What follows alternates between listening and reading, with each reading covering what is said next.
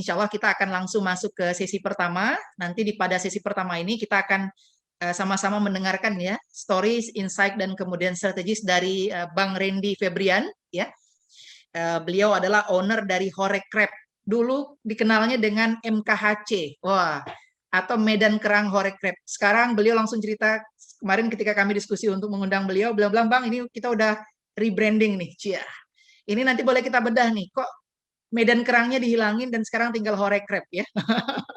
Nanti kita bisa langsung dengarin ini kayaknya prime ini pertama kali nih beliau istilahnya mempost ya ataupun menjelaskan tentang kenapa perubahan ini terjadi. Nanti kita juga bisa gali ya. Ini kalau di caption yang juga kami sertakan dalam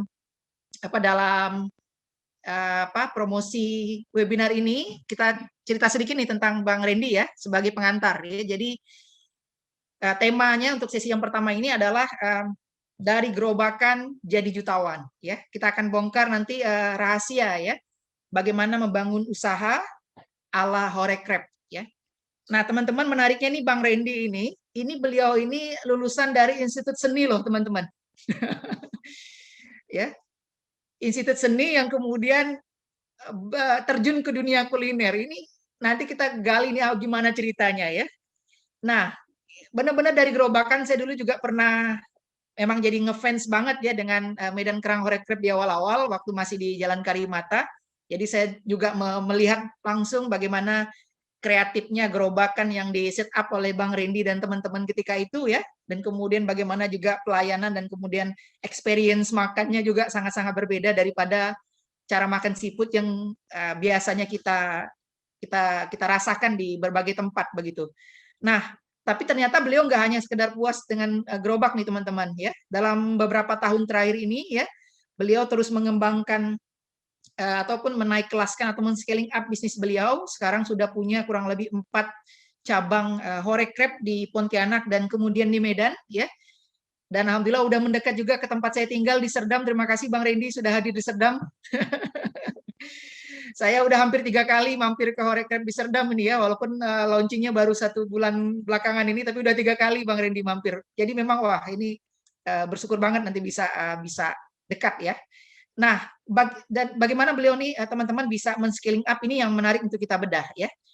Mungkin saya akan kasih waktu mungkin sekitar 10 menitan Bang Randy kalau ada yang ingin ditampilkan via slide ya untuk memberikan gambaran ke teman-teman bagaimana visualisasi produk kemudian usaha yang hari ini Bang Randy jalankan. Nanti setelah itu izinkan saya untuk memberikan beberapa pertanyaan sebagai memperkaya insight dan stories dari Horekrep dan Bang Randy.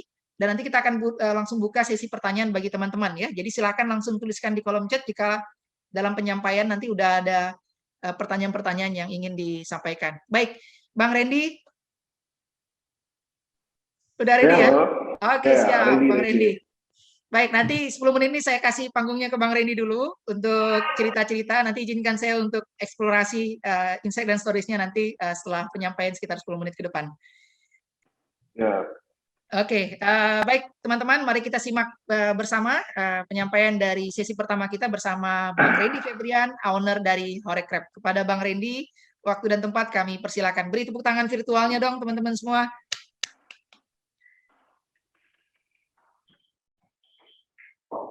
Ya, assalamualaikum warahmatullahi wabarakatuh. Selamat pagi semuanya.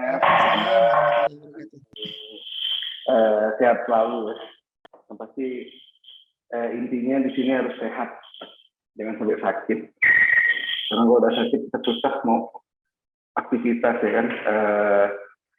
Jadi langsung tadi kata Bang Haji kan akan menampilkan slide atau gimana. Ini mohon maaf. Karena memang terjadi miskomunikasi, mungkin bukan slide sih, tapi bisa menggambarkannya lewat langsung dari screen HP kali ya. Jadi apa data file yang ada di saya itu yang biasanya untuk saya berikan ya bukan materi sih, tapi memang profil usaha saya itu di hard disk. Jadi habisnya dipinjam teman dan belum dibalikin gitu. Jadi curhat ya. Aman Bang, lanjut Bang. Bang Redi, mohon maaf, ini Jadi, suaranya agak kecil Bang. Boleh di oh, volumenya agak dibesarkan sedikit mungkin di bentar laptopnya ya. Bang Redi. Siap. Ini biar teman-teman tahu nanti gambaran Horecraft itu ada di mana sih, tampilan branding dan usaha beliau seperti apa, produk-produknya juga seperti apa nih. Jadi kita langsung kebayang nih nanti ya. Cek, cek, cek, Oke. Bang Redi udah keren, cek. suaranya udah makin kuat. Oke, dah. Oke ya. Siap, siap. Jadi awal mulanya itu saya cerita singkat ya. Awal mulanya itu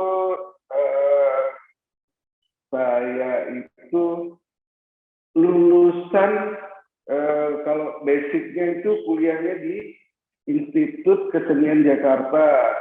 Itu jurusannya saya ngambil jurusan film. Nah, jadi sangat jauh sekali dengan yang saya lakukan sekarang. Tapi pada dasarnya film dengan kuliner, saya usaha di bidang kuliner. Jadi film sama kuliner itu menurut saya sih hal yang sama. Maksudnya film itu disajikan ke penonton dan kuliner ini khususnya makanan ini disajikan untuk pelanggan atau customer. Jadi sama saja gitu, menjual film ke penonton dan menjual makanan ke ke customer. Itu sama poinnya. Malah kalau film itu hanya dua yang ditawarkan. Hanya dua, maksudnya ada audio dan visual gitu. Tapi kalau ini ada visual dan ada perasa. Nah, kalau di kuliner itu yang paling penting itu adalah gigitan pertama. Itu sih, mau konsepnya kayak gimana, mau modalnya besar kayak gimana, kalau udah gigitan pertamanya itu gagal, berarti ya ada kemungkinan bisnis itu tidak berkembang kalau untuk kuliner. Nah, terima kasih sudah menghadirkan Instagramnya Horecraft. Jadi singkat cerita, saya dulu itu freelance, kerjanya tuh ngikut orang untuk syuting-syuting, bikin iklan, bikin video klip, mungkin pernah terlibat di layar lebar, pernah terlibat di program TV. Tapi itu saya freelance. Jadi di saat saya freelance itu, saya berpikir saya harus punya usaha nih, yang bisa yang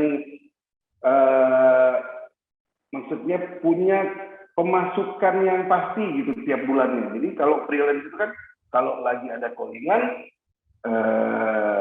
ada duitnya nih, dapat pemasukan. Tapi kalau lagi sepi ya harus pandai-pandai lah. Nah, disitulah triggernya saya mulai berpikir.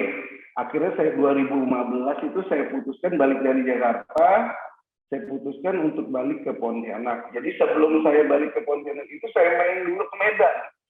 Nah, main ke Medan itu saya lihat di sana seafoodnya di Medan itu banyak, dan salah satunya tuh kerang. Jadi di sana itu kerang dijadikan cemilan gitu, yang di Pontianak kita bisa dapatkan itu hanya di pasar atau di restoran seafood.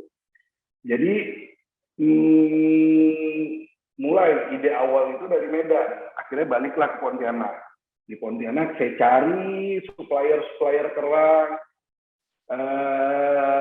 dan tester terus itu ya makan berapa bulan, terus awalnya susah, kerang itu susah didapat di Pontianak. Jadi saya setiap hari itu bolak-balik dari Pontianak ke Peniti. Nah, dari Pontianak ke Peniti itu ya setiap hari ngambil kerang kayak gitu. Terus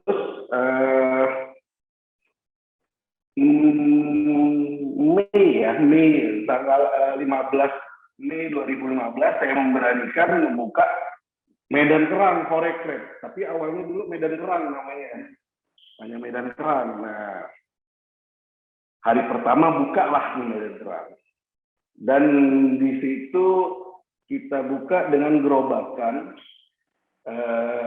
Kenapa saya buka dengan gerobakan? Kenapa tidak langsung buka dengan konsep resto atau kafe? Ya memang nggak ada duitnya gitu, memang nggak ada modalnya, hanya minim,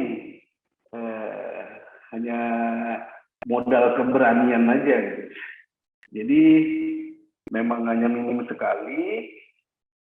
Jadi kita buka itu di Jalan Karimata.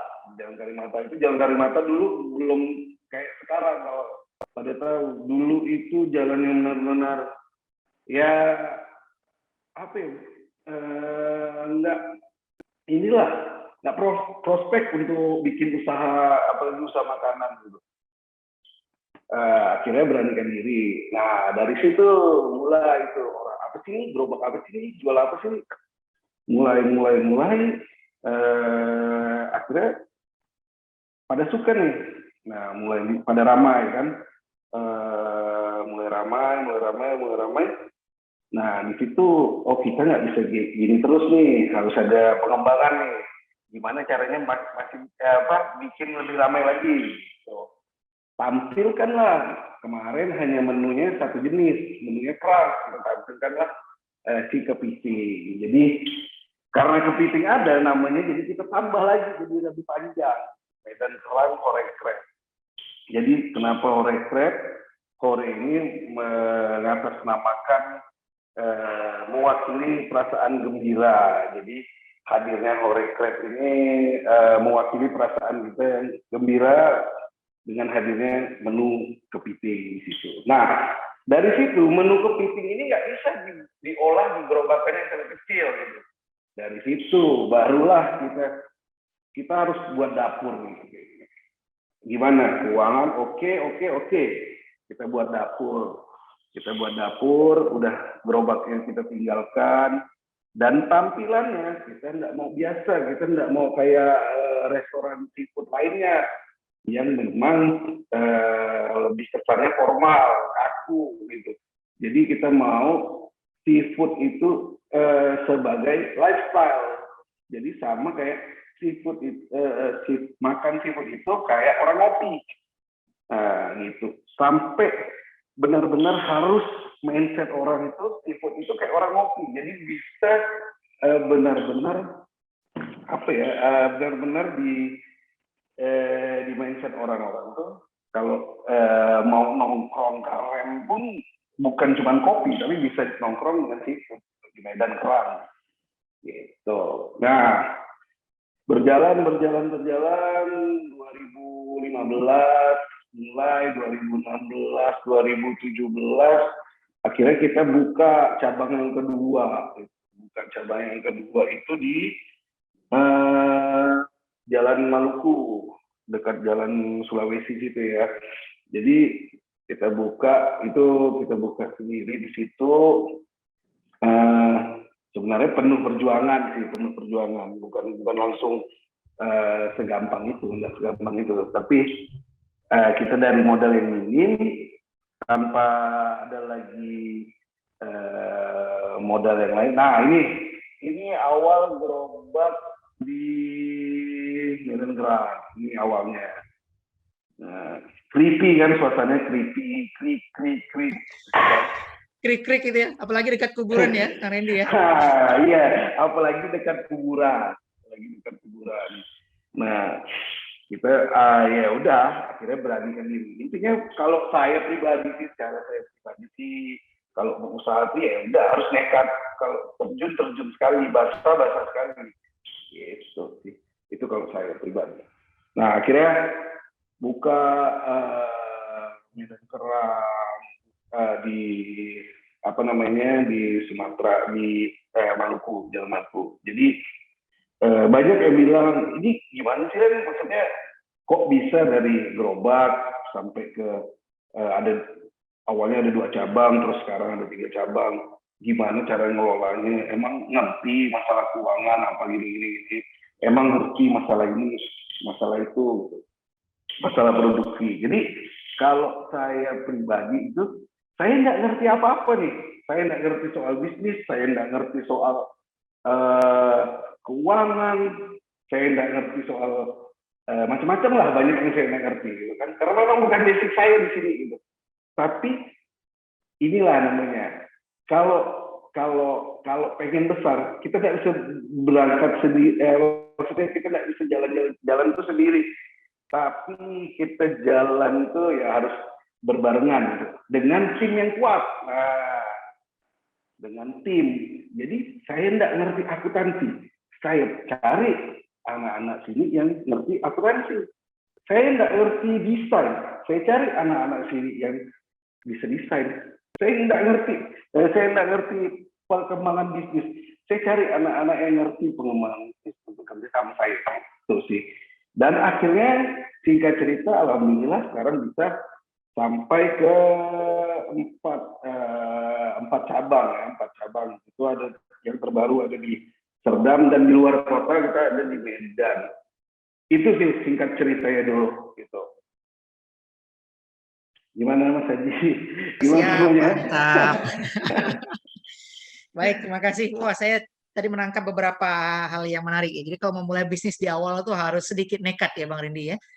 Jadi jangan terlalu banyak pertimbangan, nekat dulu. Memulai dengan yang kecil dulu ya Bang Rindi ya. Tadi teman-teman lihat banget tuh gerobaknya. Jadi kalau dibandingin dengan beberapa cabang resto beliau sekarang, itu yang konsepnya indoor, waduh gerobak itu jauh banget tuh ya.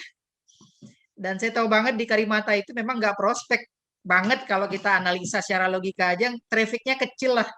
Itu traffic dekat kuburan, siapa yang mau lewat itu ya? Dan sekarang alhamdulillah Medan Horeca itu menjadi trigger kawan-kawan yang lain untuk buka usaha di sekitaran situ. Jadi alhamdulillah sekarang Jalan Karimata itu jadi berkembang. Iya. Gitu. Kayaknya jadi salah satu spot kuliner hits di Kota Pontianak lah ya, Jalan Karimata. Ya. Oke, mantap. Ini yang teman-teman yang seru ya. Kalau kita serius, itu ternyata juga jadi energi bagi yang lain juga untuk memulai usaha yang sama ya. Maksudnya usaha itu untuk memulai usaha tuh. Dan bahkan akhirnya berkembang jadi sebuah kawasan yang kalau boleh dibilang nih jadi salah satu kawasan kuliner yang juga jadi ya, incaran anak-anak muda nih biasanya ya. Oke, Bang Randy, saya tambahkan satu lagi ya tadi kan. Silakan Bang. Lupa, kenapa namanya jadi Horeca gitu. Oke, silakan Bang. Ini kan menariknya diawali Medan Kerang. Kemudian ada Horeca, jadi Medan Kerang Horeca. Sekarang yang di awal ini malah dihilangin, jadi hanya sekedar Horeca. Ini strategi brandingnya seperti apa, Bang? Sebenarnya kesalahan ini bukan kesalahan, ketidaksengajaan gitu. Jadi karena kemarin itu ngurus CV-nya lama, jadi ngurus hakinya itu pokoknya lama lah jadi ya gitu. Oke. Jadi lama. Ternyata pas kita mau daftar nama Medan Kerang, ternyata udah ada yang make. Wow. Gitu. Wow. Wah. Nah, ternyata ada yang make gitu. Nah, ada yang make, ya udahlah, mau gimana pun kita udah susah gitu. Ya udah, akhirnya mau nggak mau kita lepaskan nama itu. Ya kita daftarkan haki ini, ya si Horeca-nya. Dan menurut saya ya Horeca masih familiar lah dan masih gampang disebut. Ingat. Gitu. Itu ya sesimpel itu sih. Oke, wow. Oke, ini menarik juga nih ceritanya ya. Jadi perubahan branding ini ternyata dari ketidaksengajaan, kawan-kawan. Nah, ini juga memberikan mungkin gambaran ke kita pentingnya untuk coba segera mengamankan kekayaan intelektual kita, teman-teman, baik dari sisi merek ya. Karena ternyata Medan Kerang Horeca mungkin nggak pernah ada, mungkin di luar daerah juga nggak ada, tapi mungkin ada yang jeli ngelihatnya dan kemudian mendaftarkan dulu tuh, ya. Tapi kalau saya pribadi, Mas Randy, dengan Horeca kayaknya jauh lebih brandingnya lebih keren gitu. Karena apa? Jauh lebih mudah untuk diucapkan, lebih singkat ya. Dan kemudian horenya jadi kerasa banget nih. Kalau makan di Horeca pasti hore bahagia ya. Oke, menarik sekali. Kita jadi tahu juga ini apa alasan perubahan branding yang dilakukan oleh Medan Kerang Horeca menjadi Horeca pada hari ini ya. Ini belum pernah dipublish di media manapun nih teman-teman. Beruntung teman-teman yang datang di sini langsung tahu. Oke, Bang Randy, saya izin langsung mengeksplorasi sedikit nih. ya. Bang Randy, ini kan waktu Gap masuk ke dunia bisnis seafood, ini kan sebenarnya kalau di Pontianak ini kan udah juga terkenal dengan senior-senior seafood lah kalau boleh dibilang ya. Yang kemudian yang kedua, kalau udah mau makan seafood tuh kan kebayangnya pasti nguras kantong tuh. Kok berani masuk ke dunia seafood yang seniornya udah banyak, kemudian yang kedua harganya kan di benak banyak masyarakat udah pasti mahal, kok berani masuk ke sana, dan gimana Mas Reni dan teman-teman membangun sebuah nilai tambah dari bisnis seafood sehingga akhirnya bisa eksis dan kemudian malah disenangi oleh banyak orang sampai saat ini. Gimana Mas? Yang pertama itu apa itu sih? Yang pertama kenapa ini ya? Ini kan udah banyak senior nih. Kenapa berani masuk di bisnis seafood yang seniornya udah banyak gitu? Karena memang kita nggak menganggap si senior-senior itu sebagai rivalitas atau kompetitor gitu. Jadi beda kelas kita, beda kelas. Maksudnya kelas kita bukan kelas restoran, tapi kita menghadirkan experience baru tentang gimana ya, kita menyebutnya ini seafood cafe ya. Seafood memang teman makan, teman ngobrol, teman benar-benar kita bikin sehangat mungkin gitu. Jadi bukan yang seafood hanya di kalangan atas, hanya kalangan pejabat gitu. Jadi memang experience baru tanpa menggunakan piring gitu kan. Jadi konsepnya itu memang tanpa menggunakan piring itu tujuannya itu untuk mempersatukan hati. Coba kalau kawan-kawan ada masalah dengan temannya, ada koles sedikit atau apa, coba makan sama-sama, coba makan satrahan sama-sama, pasti menyatukan hati. Itu sih. Ini filosofinya ya. Filosofinya seperti itu. Terus maka sama untuk harga, nah kan banyak yang bilang harga seafood itu mahal gitu kan, menguras kantong. Memang iya gitu, memang dari bahan bakunya memang agak mahal untuk dibandingkan dengan misalnya bahan baku kayak ayam apa segala macam. Tapi memang kalau seafood ini memang mahal bahan bakunya. Tapi gimana caranya kita modifikasi biar ini bisa terkesan murah gitu. Jadi memang ini dikonsepkan dengan ini makan besar sama kawan-kawan yang memang dari paket-paket menunya apa segala macam itu harganya memang terjangkau gitu. Misalnya makan 10 orang itu kalau makan di restoran seafood lainnya itu bisa terlalu mahal lah. Tapi kalau di Medan Kerang itu karena udah paketnya dihitungkan paketnya itu benar-benar cukup, dan biasanya juga kita pesan itu kan kok di restoran itu, kalau saya pribadi sih biasanya terlalu berlebih gitu, tapi kalau di sini itu memang pas kita kasih. Dan intinya di sini kita menjalankan dengan standar itu harus bayar duluan gitu. Nah selama ini kalau kita makan seafood itu kan kita bayar itu belakangan, itu yang bikin was-was. Di luar ekspektasi, kita coba kita coba tebak-tebakan, kita makan berapa nih? Oh paling 300.000. Oke, sekali bayarnya 600 apa itu kan sangat, karena seafood ini kan hitungannya per ons begitu. Jadi bikin kekhawatiran setelah makan. Nah, tapi kalau di Medan Kerang Horekrab ini, di Horekrab itu tanpa ada khawatir, hanya di awal khawatir. Nah itu ya. Wah, menarik banget teman-teman. Ini insight yang menarik nih ya. Kita baru kebaca nih, ternyata strateginya seperti itu. Artinya apa? Ketakutan kita hari ini makan seafood karena tadi biasanya shock dengan harga, tapi di Medan Kerang dibuat paket-paket yang itu memang mudah sekali terjangkau, dan kemudian itu bayarnya di awal teman-teman. Ini strategi kecil, tetapi ternyata itu mengubah langsung tuh ya, mengubah langsung kekhawatiran kita terkait dengan harga yang mungkin tiba-tiba di ujungnya membuat kita shock gitu ya. Menarik sekali insight-nya, keren sekali Bang Redi. Bang Redi, ini satu pertanyaan terakhir mungkin di sesi ini dari Bang Rido. Ini salah satu UKM di Pontianak juga. Beliau Rido dari Juragan Donat. Beliau ini juragannya perdonatan di Pontianak kayaknya nih ya. Pertanyaannya Bang Rendi, ini kayaknya beliau mau buka cabang nih Bang Rendi. Saya kalau mau buka cabang, kira-kira apa yang perlu benar-benar dipersiapkan, dan kemudian untuk kontrol kualitas produk dan SDM-nya, kira-kira triknya seperti apa, Bang Randy? Ini kayaknya beliau mau siap-siap buka cabang nih, Bang. Oke. Kalau saya pribadi sih, ini Bang, patenkan dulu rasa, terus siap, rumah produksinya harus satu gitu. Jadi memang kita ada nih beberapa yang kita lihat ya, beberapa rumah makan yang banyak cabang. Tapi kenapa biasa kita bilang, rasanya beda ya, kok di sini beda ya, kok di sini. Ternyata memang dapurnya beda-beda gitu. Nah, kita harus sepakatkan dapurnya harus satu gitu, biar yang ngerjakan cuman itu gitu. Jadi mau gimana pun rasanya sama gitu. Kalau saya ya, itu kalau saya. Terus kalau masalah SDM, balik lagi SOP-nya.